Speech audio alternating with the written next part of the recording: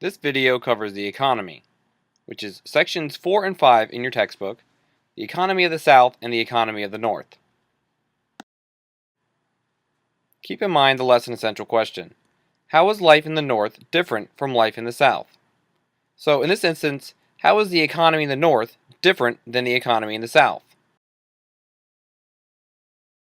Remember to mark your scale. The learning goal. Understand the economy of the South and the North, and I can explain the main industries that fueled each. There are 7 vocabulary words you will need to know in order to fully understand this unit. The first one is a plantation, which is a large area of privately owned land where crops were grown through the labor of workers who lived on the land. So, the plantations were extremely important to the South's economy because remember the South's economy was all based on agriculture. The cotton gin, which is a hand-operated machine that cleans seeds and other unwanted materials from cotton. This made it extremely quick to get through the cotton and get all the seeds out you needed so you're able to ship it off and sell it. So this was an extremely important invention that helped the South and boosted its economy and agriculture. And agrarians, which are persons who favor an agricultural way of life and government policies that support agriculture interests. Industrialist is a person whose wealth comes from the ownership of industrial businesses and who favors government policies that support industry. So anyone who owns big factories, they would want ideas in government that would help, make their factories grow. That would be an industrialist. The Industrial Revolution was the dramatic change in the economies and cultures brought about by the use of machines to do the work formerly done by hand. So when they started inventing all these machines, it brought about an industrial revolution, which was like a new way of doing things. They used to do things manually, which is another vocab word, which means when you have to do it using human effort, not electricity or power. But through innovations, which are new ideas, methods, or inventions, it sparked the Industrial Revolution because of the use of machinery. The South's economy was based on agriculture. Most white Southerners were agrarians who favored a way of life based on farming. This was especially true of rich plantation owners who did not have to do the hard work of growing crops themselves. Although most white Southerners worked their own small farms, plantation owners used slaves to grow such cash crops as tobacco, rice, sugarcane, and indigo. By the early 1790s, however, the use of slaves had begun to decline. Europeans were unwilling to pay high prices for tobacco and rice, which they could purchase more cheaply from other British colonies. Cotton was a promising crop, but growers who experimented with it had a hard time making a profit. Until some way was found to clean the seeds out of its fiber easily, cotton was of little value. Discouraged planters were buying fewer slaves and even letting some go free. In 1793, a young Yale graduate named Ellie Whitney took a job tutoring children on a Georgia plantation. There he saw his first cotton ball. Observing the way cotton was cleaned by hand, Whitney had an idea. If a machine could be invented which would clean the cotton with expedition, he wrote his father, it would be a great thing to the country. Whitney set to work. 6 months later, he had a working machine that could change agriculture in the South.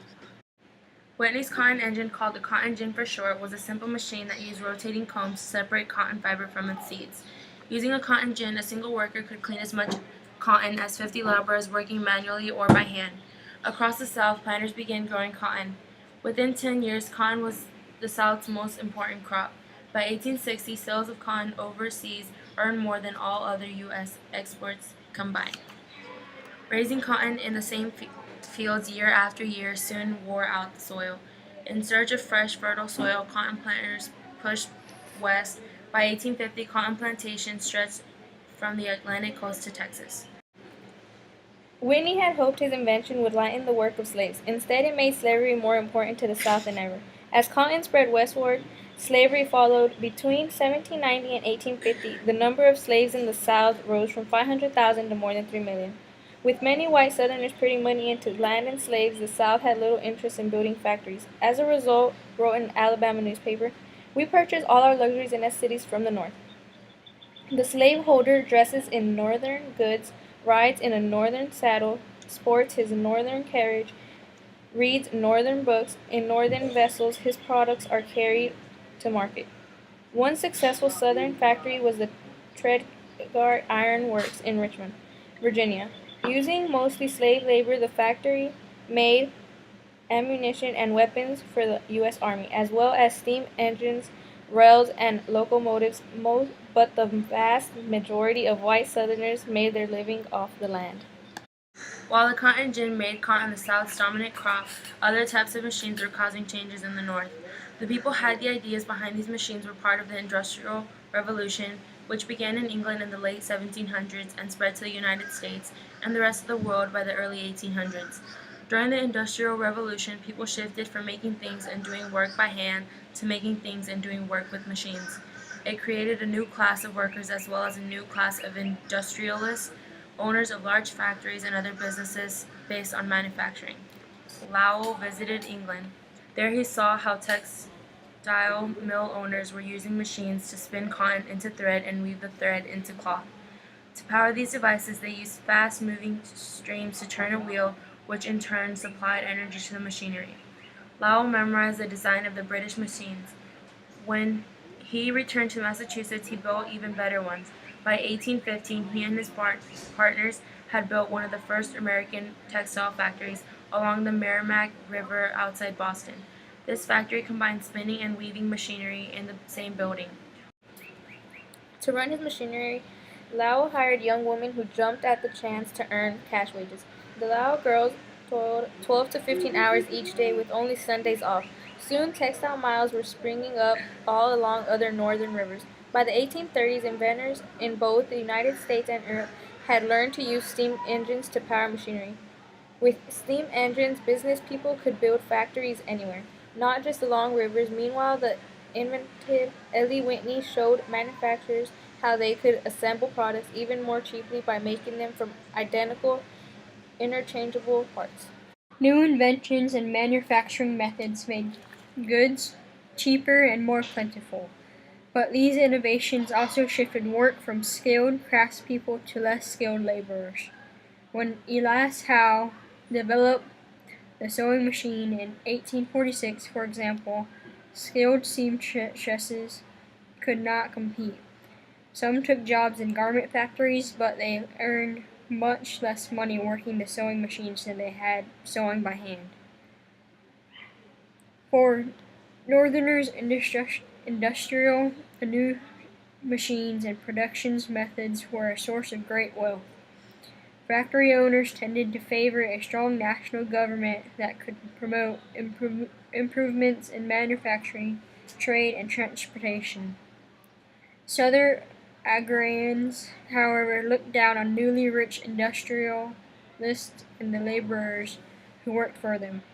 Proud Southerners called factory workers wage slaves, but they also worried that Northern interests might grow too powerful and threaten the South's way of life.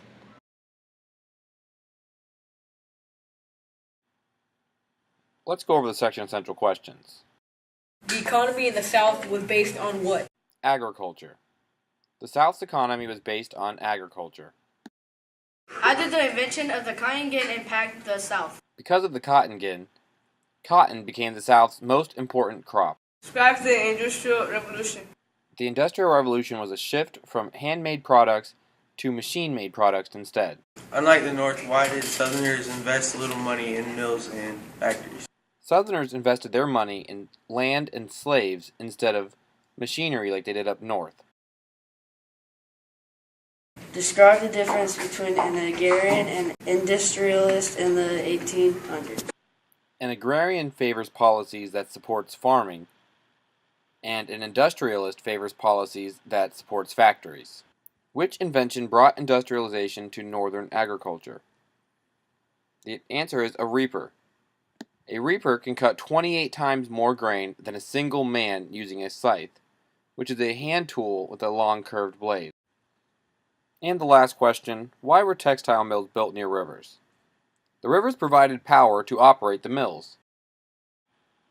So once you've completed your scale, answered the notebook questions, and answered your section essential questions in your packet, You've completed everything for the economy section of the packet.